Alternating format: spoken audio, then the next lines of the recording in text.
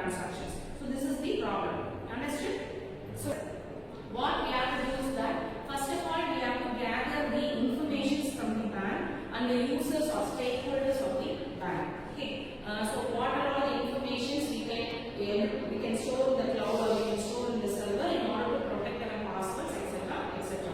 So you are all aware about the encryption, decryption, keys, security keys, etc., etc. So with all these combinations, you can come to the solution for this problem: online banking transactions. Okay. So if anybody is willing, you can tell the solution for this. Yes. So encryption of password, plain text to ciphertext by using cipher. Encryption of password. Okay. So she is saying that encryption of password. So encryption of password, as you all know, encryption means transferring a plain text to ciphertext. So what she is telling is that our password can be encrypted using a secret key, so that if the plain text is transferred to ciphertext means the hackers cannot be able to view our password. That is your statement, right? Okay.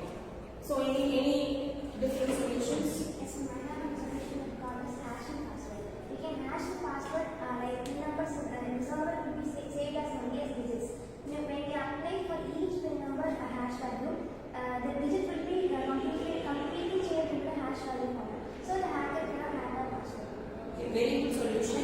So another one is hashing passwords. Like what? How she told like encrypting passwords. She has came with an idea like hashing the passwords means that every character in a plain text has been substituted by a hash value, right? So that's what she's telling us a PIN number. So every character of a plain text, that is password, has been substituted with the hash value, so that plain text has been transferred to the hash password, hashing password. So if at all we transfer our instead of transferring the plain text, if we transfer the hashing password over the network, the hackers cannot be able to identify or observe our passwords very accurately. So that we may have, that is one of the very fine security mechanisms to save our passwords, and further transaction also can be avoided.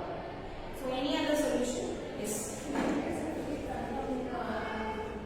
Yes. This is one of the actually digital signatures means that verifying the vendors. Okay. So nowadays we are receiving phone calls or receiving the fake messages like as if they are working in a bank, or the employees who is working in a bank. Like this we are experiencing. How many of you have experienced like that? Okay. Fake messages and all they will be sent. Some third parties and all they used to send the fake messages over in the form of a text or the form of a WhatsApp or anything else. Or else even in my family incident was happened, even my mother-in-law have received a phone call as such if they was an employee of a bank and they asked about the how many balance they are having. They asked about the one-time passwords and all. Though she is not educated that much, she told everything. Okay. So actually she does some 40k in her balance. Okay. All of a sudden within 5 minutes everything has been vanished. It was really happened in my family.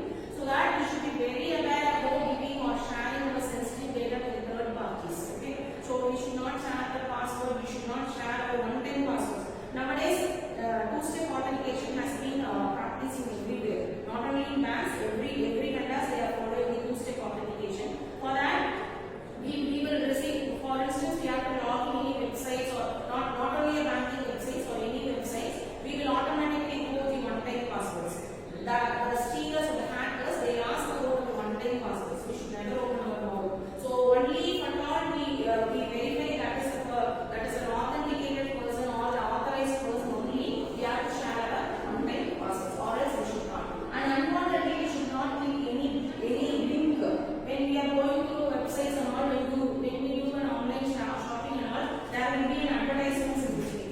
Unnecessarily we should not click any link. That may be a phishing attack. That may be an SQL injection. You all know about attacks, cyber attacks. So like that and all attacks will be coming.